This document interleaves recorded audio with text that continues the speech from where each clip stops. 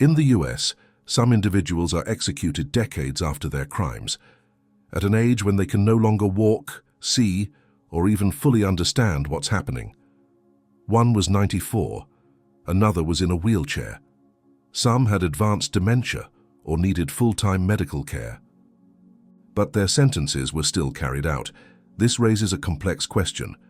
When justice takes a lifetime, does age change the outcome, or should it? Supporters say accountability must stand, no matter how many years have passed.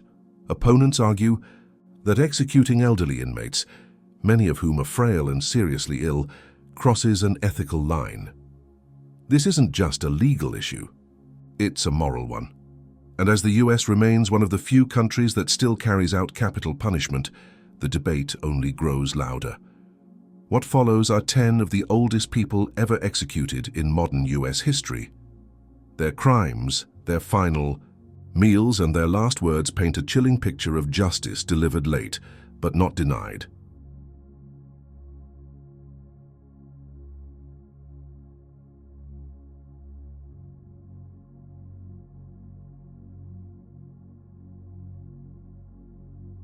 Nash was not just old when he died, he was ancient by prison standards. At 94 years old, he was blind, wheelchair-bound, and had been incarcerated for nearly 7 decades. When he died in 2010, he was officially the oldest death row inmate in American history at the time. But his case was more than just a record. It was a flashpoint in the debate over age, justice, and the limits of the death penalty. Born in 1915, Nash began his criminal career long before most modern Americans were even born. His first known conviction came in 1930, when he was just 15 years old. Over the decades that followed, he spent almost his entire adult life in and out of prison, mostly in. His crimes ranged from armed robbery to assault and, eventually, murder. In 1977, he was serving a life sentence in a federal prison in California when he walked away from a work detail and managed to escape custody. Just days later, he resurfaced in Arizona. That's where the final crime happened. In Phoenix, Nash entered a coin shop and fatally shot an employee named Gregory West, a 22-year-old Navy veteran. Witnesses said the murder was brutal, cold, and without hesitation. Nash was arrested shortly after, and the evidence against him was overwhelming. He was convicted and sentenced to death in 1983, but from that point forward, the case became less about the crime and more about the passage of time. Nash remained on death row for 27 years. Over that period, he deteriorated physically and mentally. By the early 2000s, he was completely blind, mostly deaf, and required 24-hour care. He suffered from dementia, relied on a wheelchair, and was described in court documents as so incapacitated that he didn't know what he was being punished for. His legal team argued that executing someone in this condition would be unconstitutional, an act of cruelty rather than justice. They cited the Eighth Amendment, which prohibits cruel and unusual punishment, and pointed to Supreme Court rulings that barred the execution of mentally incompetent individuals. But Arizona officials maintained that Nash still met the minimum standards for execution. He knew he had been convicted of a crime, and he understood that he was sentenced to death for it. Still, his execution never happened. Not because of legal victories or public outcry, but because time ran out in a different way. On February 12, 2010, Leroy Nash died of natural causes at the Arizona Inman State Prison. No lethal injection, no final walk, just an elderly man in a prison hospital bed surrounded by silence. By that time, he had become a symbol, used by both sides of the death penalty debate to make their points. For supporters, Nash was a cold-blooded killer whose death simply came too late. They argued that it was the appeals system, not the punishment, that failed. To them, his long stay on death row represented a broken process where justice was delayed for decades. For opponents of the death penalty, Nash's case was exactly the kind of scenario they warned about. A frail, elderly man with little understanding of his surroundings, kept alive not for public safety, but for a sentence that would never be carried out. They argued that such cases turned justice into vengeance and raised serious ethical concerns about how the US treats its most vulnerable inmates.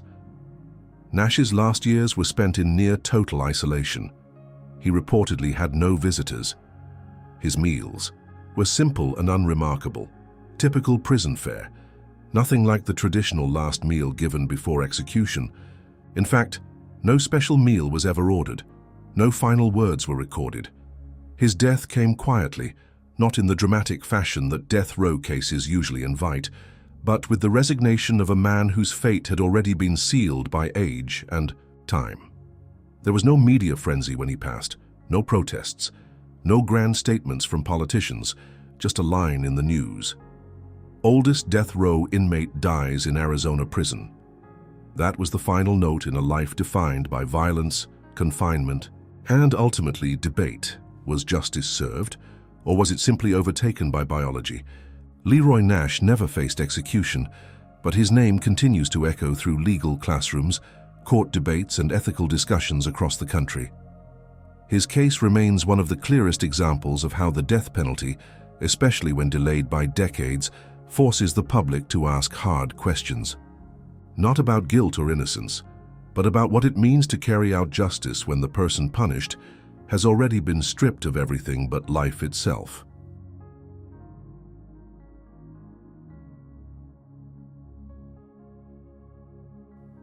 John B. Nixon Sr. was 77 years old when he was executed by the state of Mississippi in May 2005.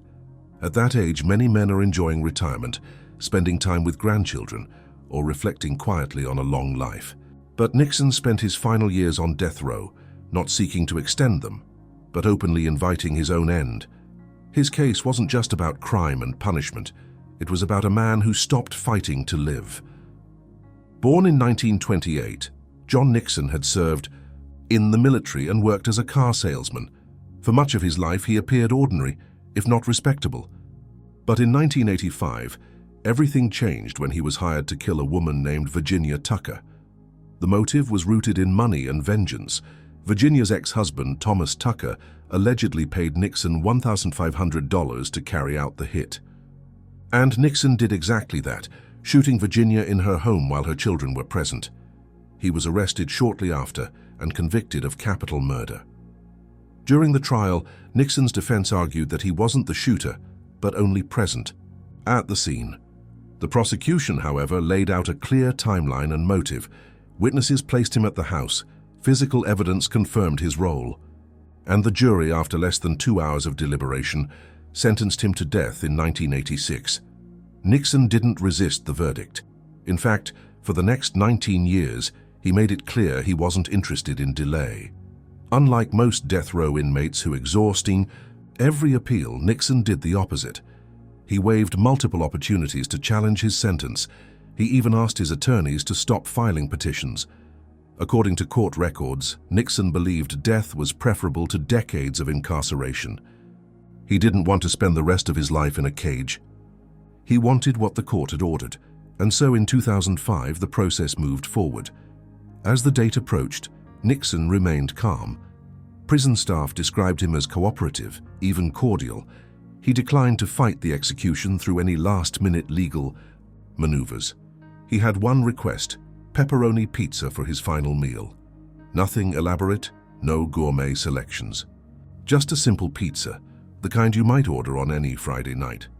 When the time came, Nixon was strapped to the gurney at the Mississippi State Penitentiary. The chamber was cold, quiet. Witnesses included family members of the victim and members of the press. Nixon did not show emotion, but he did speak. He looked toward the witness area and offered a short apology. "I'm sorry for what I did. I hope you can find peace." For some, those words came far too late. For others, they offered at least a small measure of closure.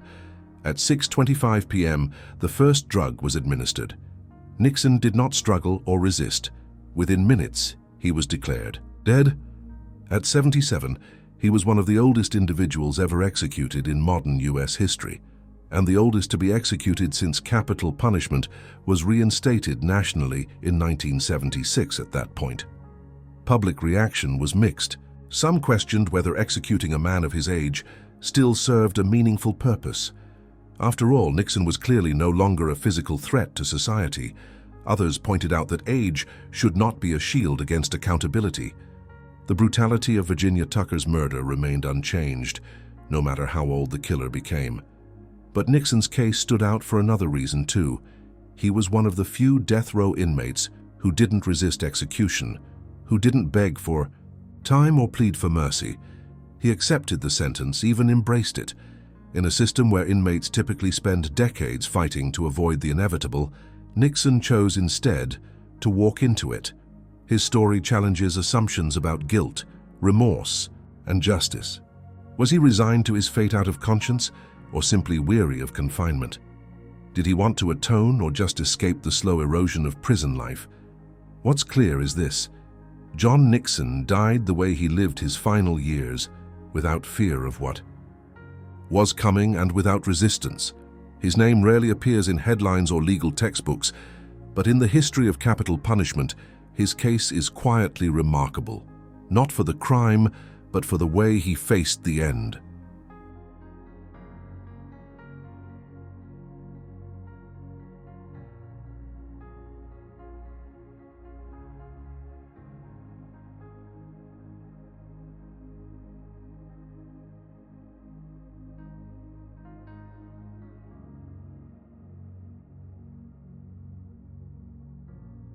Billy Wayne Cobble was 70 years old when he was executed by the state of Texas in 2019. By then, he had spent nearly 3 decades on death row. A former Marine and Vietnam War veteran, Cobble's final moments were marked by gallows humor and quiet defiance. But behind his calm demeanor was a deeply violent past, one that left 3 people dead and a family shattered. Born in 1949, Cobble grew up in a rural part of Texas. He enlisted in the U.S. Marine Corps and served honorably during the Vietnam War. But like many veterans of that era, he returned home carrying psychological wounds. Over time, he became known for his violent temper and history of domestic abuse.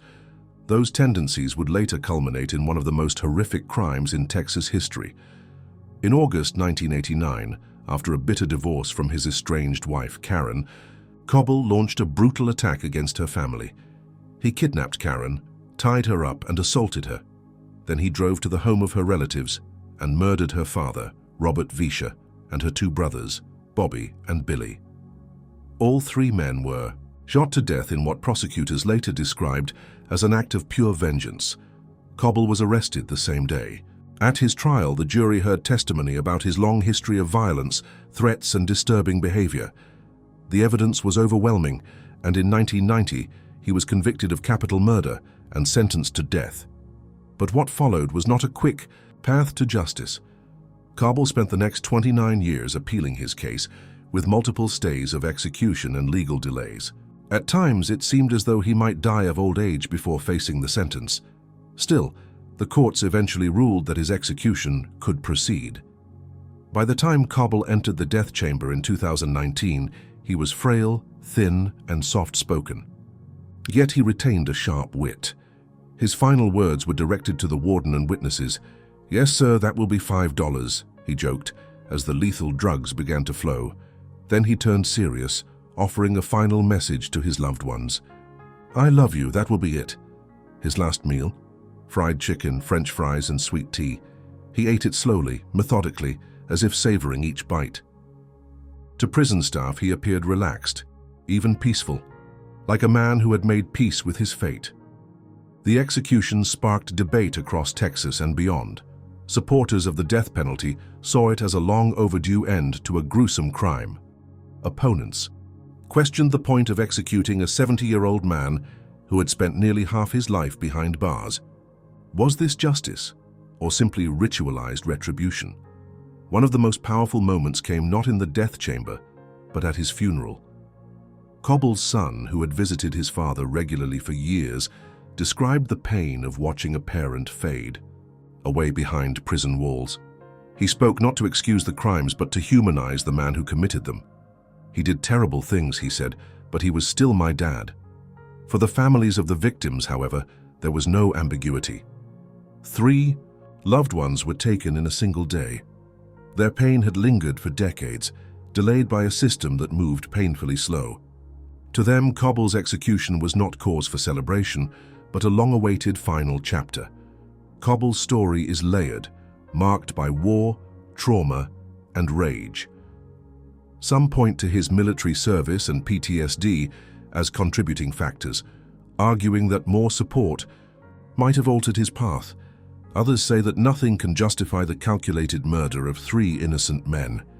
In the end, Billy Wayne Cobble was many things: a veteran, a killer, a father, and a condemned man who met his death with unsettling composure. His execution marked the first in Texas for that year, a state that leads the nation in capital punishment. Yet it also raised questions about the limits of justice, the nature of punishment, and whether time softens guilt or simply delays it.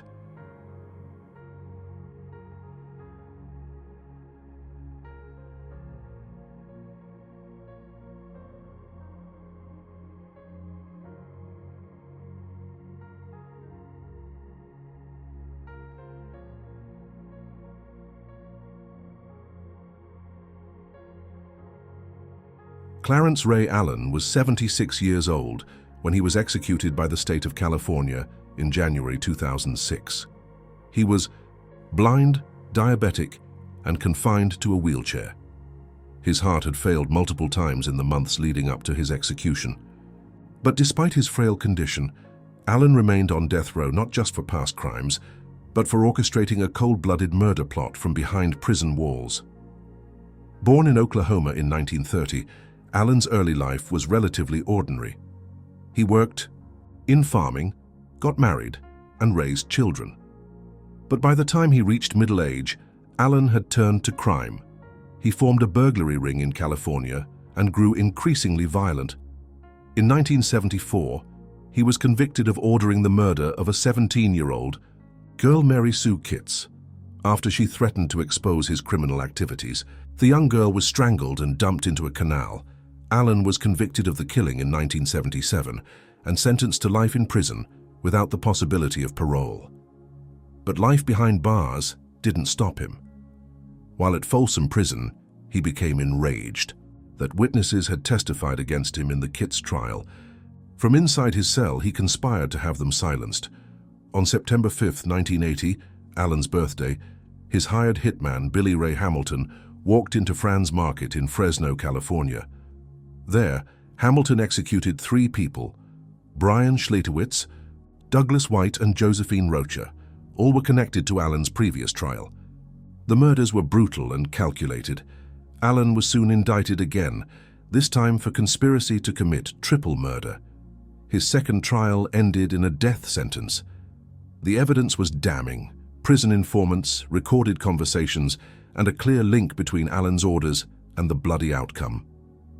California sentenced him to death in 1982. But the clock moved slowly. For over 2 decades, Allen remained on death row. Meanwhile, he grew old and increasingly unwell.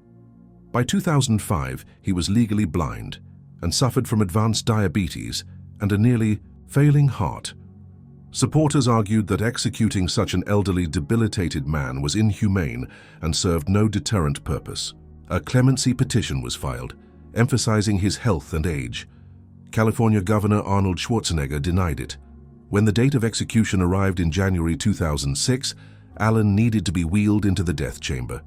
It was one of the rare instances where a condemned inmate was so physically compromised that prison staff had to adjust protocols to accommodate his medical needs.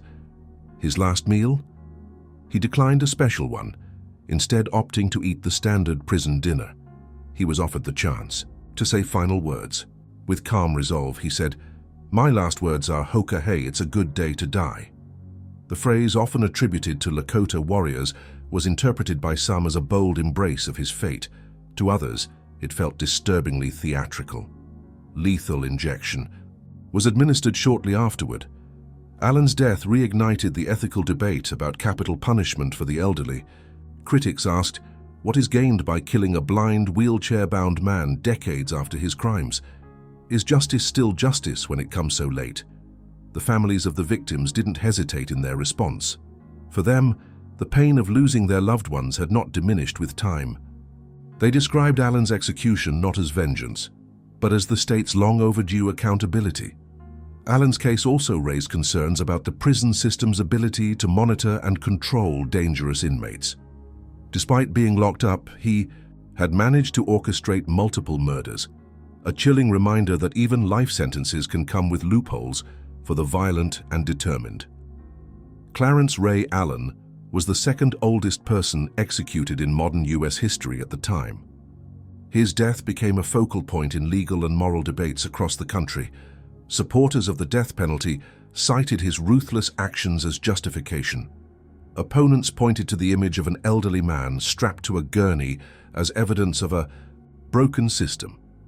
In the end, Allen's execution served as both a symbol and a warning that even with age, time, and disability, some crimes cast shadows too dark to escape.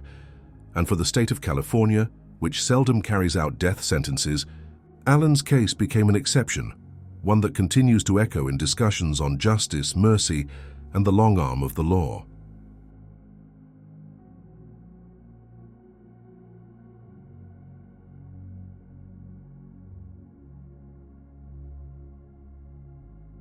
Walter Leroy Moody Jr. was 83 years old when the state of Alabama executed him in 2018. His name became infamous not for a crime of passion, but for a calculated act of domestic terrorism that shocked the nation and sent a chilling message to the U.S. justice system. At the time of his death, Moody was the oldest person executed in modern American history. His story begins decades earlier in the 1970s. A failed inventor with a history of resentment toward the legal system, Moody had long struggled with rejection, particularly after a pipe bomb he built accidentally exploded in his home, injuring his wife and landing him in legal trouble. That incident began what would become a lifelong vendetta against judges, lawyers, and the courts. But it wasn't until December 1989 that Moody's anger turned deadly. Federal Judge Robert Vance of Alabama was opening his mail when a package exploded in his hands. The blast was powerful, instantly killing him and severely injuring his wife. Investigators were stunned. Who would target a sitting federal judge in such a brutal and personal manner? Just days later, another bomb exploded at an NEAACP office in Georgia. A third bomb was found unexploded at a courthouse. The signature was the same: pipe bombs, carefully constructed, deadly precise. The FBI launched one of its most extensive investigations at the time. Forensic analysis, mail tracing, and witness testimony eventually pointed to Walter Moody. His motive was revenge. Moody believed the courts had destroyed his life and dreams. The 1972 conviction over the earlier bomb incident haunted him, and, in his mind, Judge Vance and others represented a corrupt system that had wronged him. Prosecutors would later describe Moody's campaign as an attempt to wage war on the judiciary. Moody was convicted in both federal and state courts. His charges included murder, use of explosives, and multiple counts of obstruction of justice. In 1997, he received the death sentence for Judge Vance's assassination. But as with many death penalty cases, years of appeals followed. Moody spent more than 2 decades on death row. During this time, he aged into an old man, his once steely demeanor replaced by the slow decline of age. But unlike some other elderly inmates who softened or expressed regret, Moody remained defiant. When his execution date was finally set in April 2018, there was no apology, no remorse, and no final appeal for clemency. Moody had insisted on his innocence throughout his imprisonment. To the end, he saw himself not as a criminal, but as a victim of government overreach. On the day of his execution, prison officials prepared for the rare process of carrying out capital punishment on an octogenarian. The protocols were the same, but the subject was frail and visibly aged. Moody declined to make a final statement. His last meal was described as meatloaf with mashed potatoes and green beans, standard prison fare. At 8:42 p.m., Walter Moody was pronounced dead by lethal injection. Reporters present noted the stark contrast between the man who once built intricate bombs and the elderly body now strapped to the gurney. There was no fanfare, no dramatic end, just silence and the end of a long and controversial chapter. Reactions were mixed. Victims' families expressed relief and closure. One of Judge Vance's sons, himself a federal judge, remarked that justice had finally been served. But legal experts and activists pointed to the troubling precedent. Should a man in his 80s, decades removed from the crime, still face execution? Was the process about justice or simply closure? Moody's case also stirred debate about the death penalty's effectiveness as a deterrent. He was a clear reminder that some crimes are not born out of impulse, but calculated intent. His use of mail bombs, targeting high-ranking officials, raised the stakes for how America viewed domestic terrorism and shaped federal responses for years to come. In the end, Walter Moody left behind a legacy of destruction and division. He targeted the pillars of justice with calculated hatred and paid the ultimate price, but only after time had turned him from a threat into a frail symbol of unrepentant defiance. For many, his execution was about more than punishment. It was a statement that no age could erase responsibility.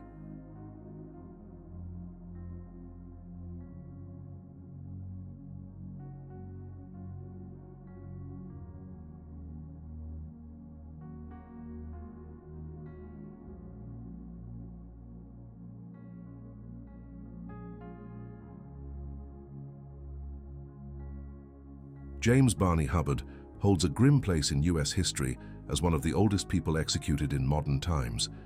At 74 years old, he was put to death by the state of Alabama in 2004. But what set his case apart wasn't just his age, it was the dark irony behind the murder that returned him to death row. Hubbard killed the very woman who gave him a second chance. In 1977, Hubbard had already served time in prison. He had a violent past, including a conviction for second-degree murder in the 1950s. That alone painted a troubling picture. But by the late 1990s, he was an elderly parolee, seemingly no longer a threat. That was the belief of 62-year-old Lillian Montgomery, a kind woman who agreed to take him in after his release. She offered him shelter, food, and a chance to rebuild what little life he had left.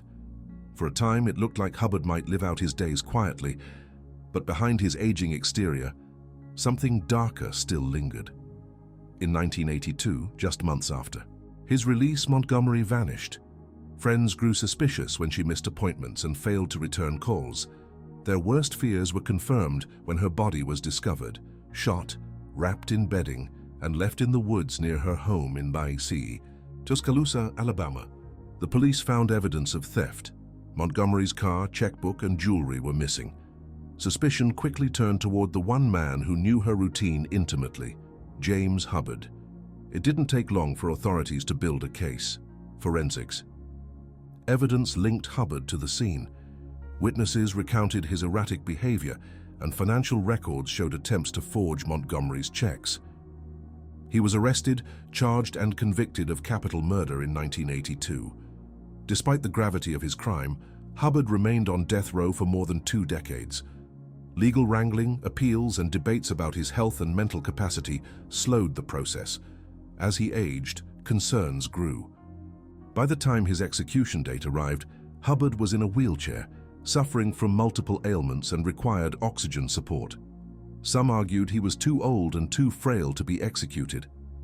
Advocacy groups called the act inhumane, likening it to punishing someone who had already been rendered harmless by time. But the state saw it differently. They argued that age should not erase responsibility, especially when the crime was so cold and calculated. Montgomery had extended kindness, and Hubbard had responded with murder and theft. The case, they said, wasn't about vengeance. It was about justice. On August 5, 2004, the execution was carried out. Hubbard declined to make a long final statement, but said, "I'm ready." Those were his last words. His final meal, a simple steak dinner with eggs and toast, an echo of a normalcy he never afforded his victim. As the drugs entered his system, Hubbard showed no visible signs of distress. He was pronounced dead at 6:36 p.m., surrounded by prison officials and a small number of media witnesses. Outside, reactions were divided. Some called it justice long overdue. Others questioned the logic of executing a man who had to be wheeled into the chamber. Montgomery's family had little to say publicly, but reports suggest they felt relief that the man who had betrayed their trust and hers was no longer breathing. To them, the passage of time hadn't dulled the pain. The betrayal had been too cruel, too personal. Hubbard's execution reopened a familiar national debate. Should execution be reserved for the young and able, or should age be irrelevant when the crime is clear?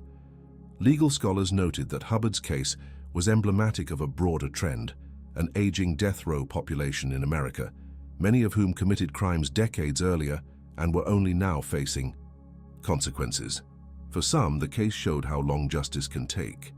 For others, it illustrated the flaws of a system where the most vulnerable, like Montgomery, sometimes pay the price for second chances given to the undeserving. James Hubbard's legacy is one of betrayal and cold calculation. Despite the wrinkles, the cane and the oxygen tank, he reminded the world that age does not guarantee innocence or remorse.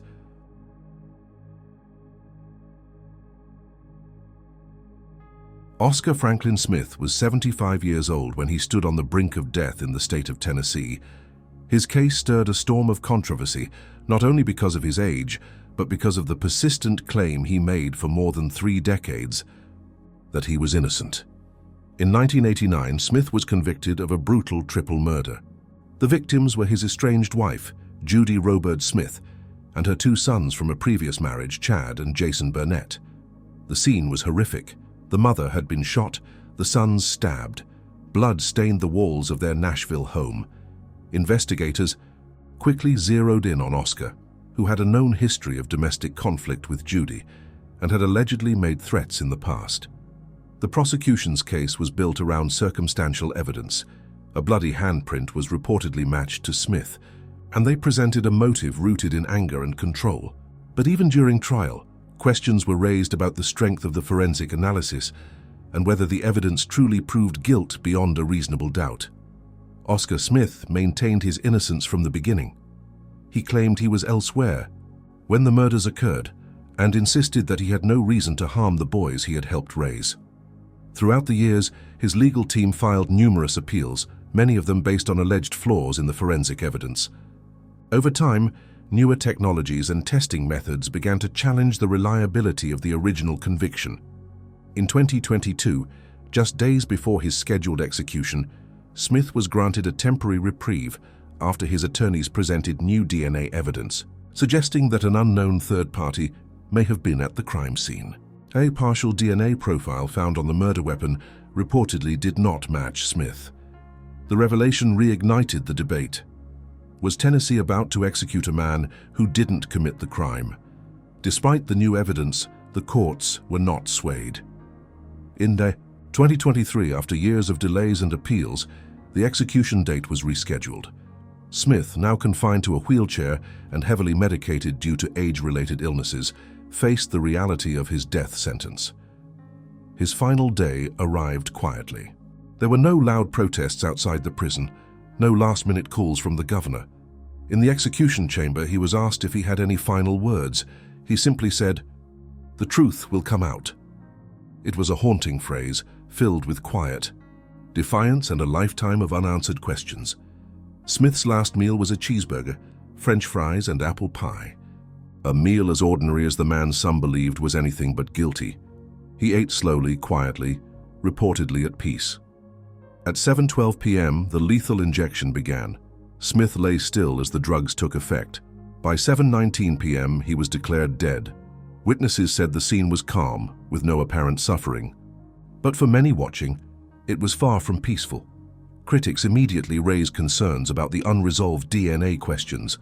Some legal experts argued that the court system had prioritized procedure over truth. Others said the case demonstrated the risks of executing someone in a system that's not infallible. Supporters of the execution pointed to the original trial's outcome and the years of appeals that followed. To them, the justice system had done its job. The verdict had stood for decades, and no definitive proof had overturned it.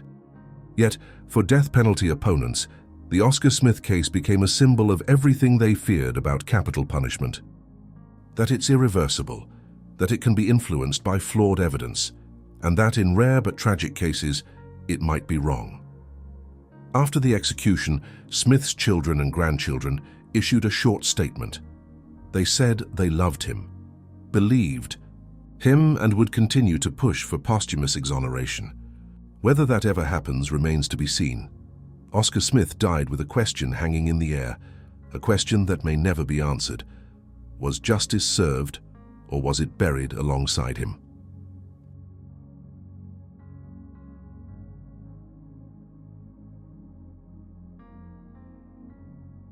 Frank Atwood was 66 years old when he was executed by the state of Arizona, but his name had haunted headlines for decades. Convicted of one of the most emotionally charged crimes imaginable, the kidnapping and murder of an 8-year-old girl, Atwood's case was a grim reminder that evil doesn't always come with a young face. In 1984, Tucson, Arizona was rattled by the disappearance of Vicki Lynn Hoskinson. The bright, energetic child had gone out to drop a letter in a mailbox but never returned. A frantic search ensued, with police and volunteers combing the area. Days turned into weeks, and fears deepened. 7 months later, Vicki's remains were found in a remote desert area northwest of Tucson. Her bicycle had already been discovered, abandoned near a school. Frank Atwood, who had a criminal history including a previous conviction for lewd conduct with a child, quickly became a suspect. Witnesses reported seeing his black Datsun near the area where Vicki was last seen. Damage to the front of his car was consistent with hitting a bike, and forensic analysis later revealed pink paint, matching the color of Vicki's bicycle, on his bumper. That, combined with his disturbing past and inconsistencies in his alibi, was enough to charge and eventually convict him of murder. Atwood always maintained his innocence, insisting he never harmed the child. His defense argued that the evidence was circumstantial and that the forensic findings were not conclusive. They said that while Atwood may have had a dark past, it didn't prove he committed this murder. However, the jury didn't buy it. In 1987, he was sentenced to death. Over the years, Atwood's health declined. He suffered from chronic back pain and degenerative spinal issues that eventually confined him to a wheelchair. Despite this, his legal battles continued. His attorneys filed multiple appeals, citing everything from constitutional violations to new forensic evidence that they claimed raised doubts about his guilt. The courts, however, were unpersuaded. In 2022, the Arizona Supreme Court upheld his execution date. Atwood, now old, frail, and dependent on a catheter and constant pain management, was given a choice of execution method. He declined the gas chamber and opted for lethal injection. His final meal was a chicken sandwich, potato chips, and a soda. It was a simple meal, far removed from the horror of his crime. Unlike others who made dramatic declarations or emotional apologies, Atwood's final moments were subdued. Before the execution began, he offered a brief prayer but did not apologize or reference Vicki's name. To some, it was further proof of his remorselessness. To others, it left a bitter void. At 10:16 a.m. on June 8, 2022, the execution commenced. Witnesses described a calm scene as the drugs flowed through his veins. He was pronounced dead shortly after. For Vicki's family, it marked the end of a nearly 40-year ordeal. Her mother, who had tirelessly campaigned for justice, said in a statement that no parent should have to wait that long for closure. Yet even after Atwood's death, the case stirred ethical debate. Critics questioned whether a man in such poor health should have been executed at all. Was it truly justice or simply vengeance delayed? Others pointed out that the death penalty often drags victims' families through decades of legal and emotional torment. What made Atwood's case stand out wasn't just the heinous nature of the crime, but how long it took for the sentence to be carried out, and what shape justice took when it finally was. Here was a man once feared and despised, now feeble and aging, but still held accountable for a horror that had never been forgotten. As the state closed the file on Frank Atwood, the memory of Vicki Lynn lived on.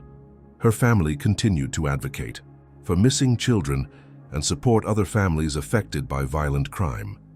For them, Atwood's execution was not just a punishment, it was a final punctuation mark in a story that began with unimaginable pain and ended in solemn resolution.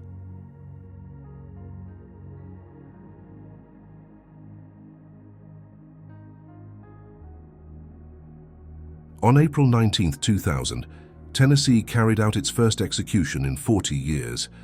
The man at the center of this historic moment was Robert Glenn Coe, a convicted child murderer whose case shocked the state and reignited national debates about capital punishment. Coe wasn't the oldest inmate on death row, but his execution carried weight because it marked Tennessee's re-entry into a punishment it had long avoided.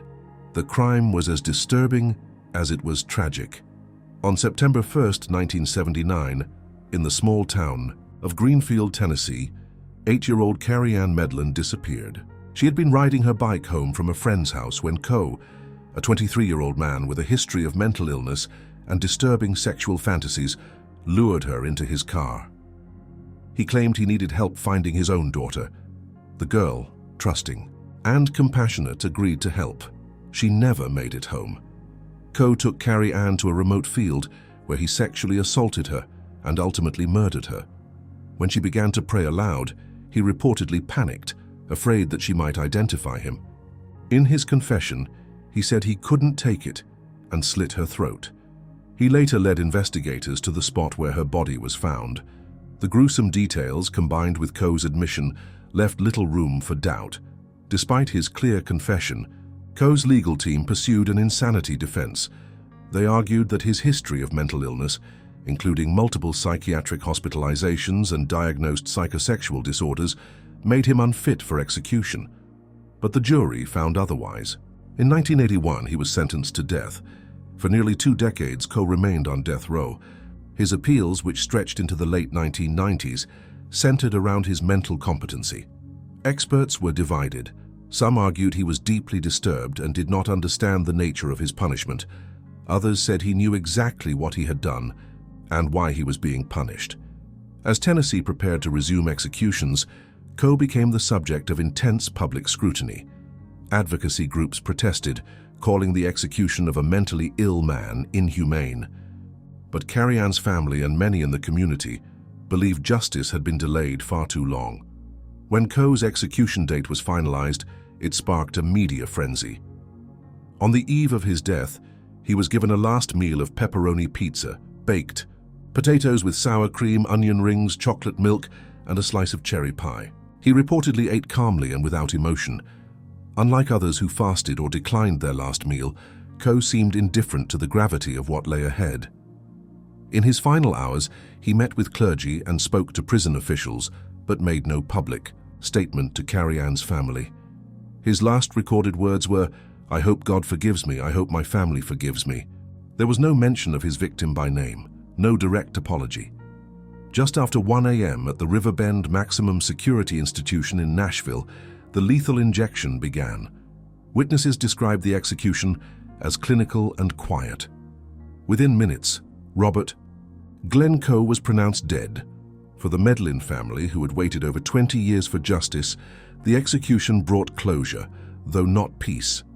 "There's no joy in this," Carrie Ann's father told reporters. "It doesn't bring her back, but it ends the nightmare." Coe's execution opened a new chapter in Tennessee's criminal justice system. After 4 decades without a single execution, the state had once again embraced capital punishment. Some viewed it as a necessary tool for justice in the most extreme cases.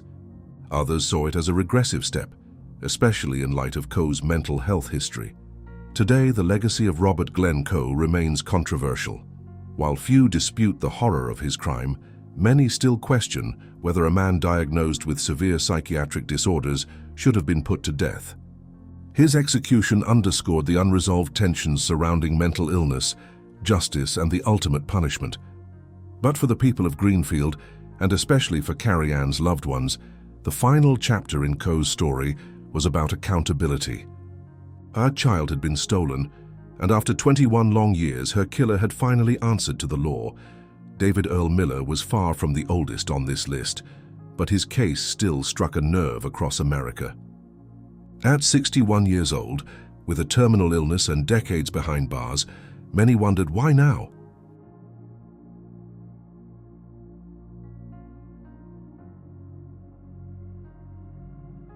In 1981, Miller was convicted of the brutal murder of a mentally disabled woman named Lee Standifer in Knoxville, Tennessee.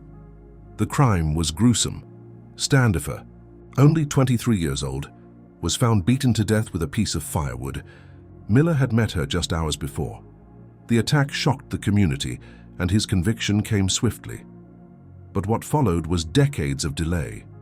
Miller spent 36 years on death row, longer than many of the guards who watched over him had even been alive. He witnessed fellow inmates come and go, some executed, some exonerated, others dying of natural causes. Yet his date with death never came. Until one day, it did. By the time Miller's execution was scheduled in December 2018, he was frail, visibly aging and suffering from severe health conditions including liver disease. Tennessee gave him a choice: the electric chair or lethal injection. He chose the chair, making him the second inmate in nearly 6 decades to be electrocuted in the state. His last meal was simple: fried pork chops, mashed potatoes, biscuits, and coffee. He didn't say much in his final hours. Unlike others on this list, there was no last-minute declaration, no emotional apology, no attempt to fight fate. He remained mostly silent, staring straight ahead. When the time came, Miller was strapped into the wooden electric chair, nicknamed Old Sparky. At 7:26 p.m., the switch was thrown. A burst of electricity surged through his body. Witnesses later described the moment as eerily quiet. No final scream, no struggle. Just silence and the faint smell of smoke. His execution reignited debate. Was it justice delayed or punishment that had lost its meaning? After nearly 4 decades on death row, some questioned if executing a sick, elderly man served any real purpose. Others argued that Miller had evaded justice for far too long and that the time had finally come. The Tennessee Department of Correction stated that all procedures were followed.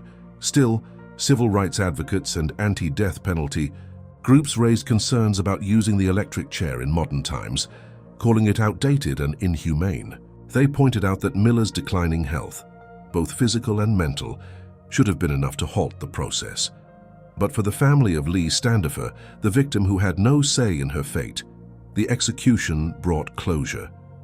They had waited 37 years to see the man responsible for her death held accountable. One family member said simply, "It's over." Miller's case reminds us that the death penalty in the United States isn't just about the moment of execution. It's about the long years in between, the appeals, the questions, the moral arguments, and the toll it takes on everyone involved. Was David Earl Miller still the same man who committed that terrible crime in 1981? Maybe not, but the law didn't see an old man in a chair. It saw a murderer sentenced to die. And in the end, that sentence was carried out. 10 executions, 10 elderly inmates. Some were blind, some were sick, all were old. Yet the law still demanded their final breath. But was that justice, or something more complicated? Supporters say justice doesn't expire with age. A life taken years ago is still a life lost. For many victims' families, execution is closure, regardless of how long it takes. Opponents argue that executing the frail and elderly serves no purpose. When someone is wheelchair-bound, mentally declining, or decades removed from their crime, is death still punishment, or simply vengeance? It's a hard truth. The death penalty is costly, controversial, and often drawn out. And when it ends with someone who barely remembers their crime, the moral ground gets even shakier. As the US wrestles with capital punishment, one thing remains clear: the debate is far from over. Now we ask you, where do you stand? Should age matter when it comes to the death penalty? Or does justice have no timeline? Let us know in the comments. And if you want to see part 2, where we cover the youngest people ever executed in US history, including teenagers and even children, hit that like button and subscribe. This story may be over, but the next one is just beginning.